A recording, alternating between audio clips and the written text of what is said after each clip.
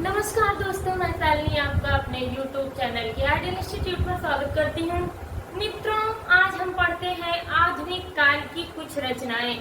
अभी हम आपको एक वीडियो में सारे कालों का विभाजन, आधुनिक काल, भारतीय युग, हरिश्चंद्र युग, छायावादी युग, प्रगतिवादी युग, प्रयोगवादी युग, इन सब सारे युगों के बारे में बात करेंगे। बस आज थोड़ी सी जानकारी हम आधुनिक युग के जो कवि हुए हैं उनकी रचनाओं के बारे में हम पढ़ते हैं। तो आज का जो हमारा विषय है मित्रों, वो है आधुनिक काल की रचनाएं। आधुनिक काल की रचनाओं में कई रचनाएं हैं।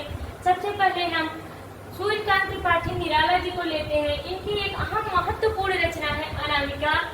एक और रचना है जिसका नाम है परिमल। एक और रचना है जिसका नाम है कुकुरमुत्ता, जूही की कली। ये निराला जी की प्रमुख रचनाएं। वैसे तो इनकी बहुत सारी रचनाएं हैं, लेकिन मैं कुछ ही रचनाओं पे यहाँ पे चर्चा कर रही हूँ।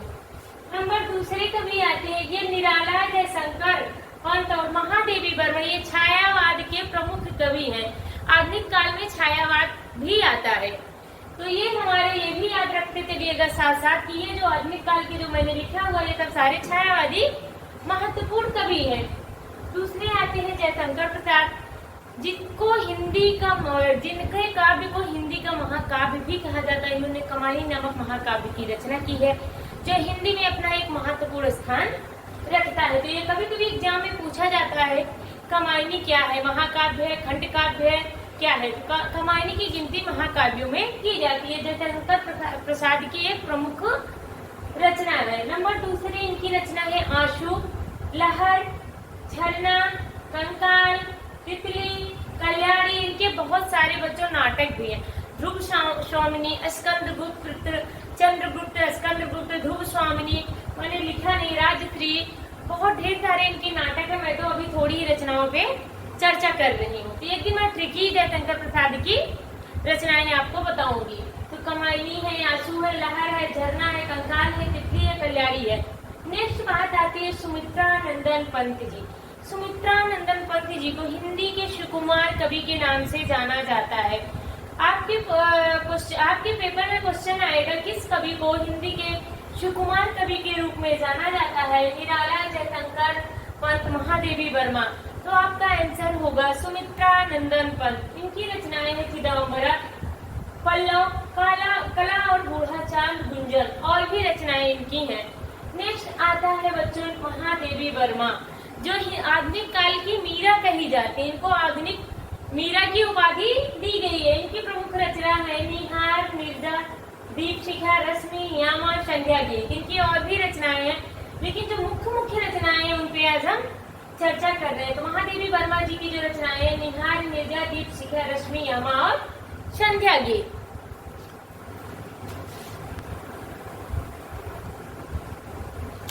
अज्ञेय जी की कुछ रचनाएं हैं, कितनी नावों में कितनी बार, कितनी नावों में कितनी बार। ये अज्ञेय जी की प्रमुख, सच्चिदानंद हीरानंद वासुदेव अज्ञेय इनका पूरा नाम है। कितनी नावों में कितनी बार, इनकी एक प्रमुख रचना है। नंबर दूसरी इनकी रचना है पहले मैं सन्नाटा बुनता हूँ। पहले मैं सन्नाटा बुनता हूँ।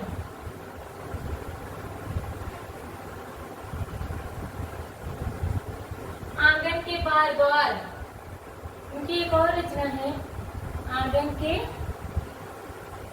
पार द्वार। और भी इनकी बहुत रचनाएं हैं बच्चों। इंद्रधनुष रौदे हुए, एक इनकी रचना है इंद्रधनुष रौदे हुए। ये सब कितनी रचनाएं हैं? अज्ञेय की है। शॉर्ट में इनको अज्ञेय कहते हैं। वैसे तो इनका पूरा नाम सच्चिदानंद हीरानंद वासुदेव अज्ञेय। इनको प्रगतिवादी या प्रयोगवादी कवियों में भी इनकी गिनती की जाती है। अज्ञेय जी को प्रगतिवादी और प्रयोगवादी कवियों में भी गिना जाता है।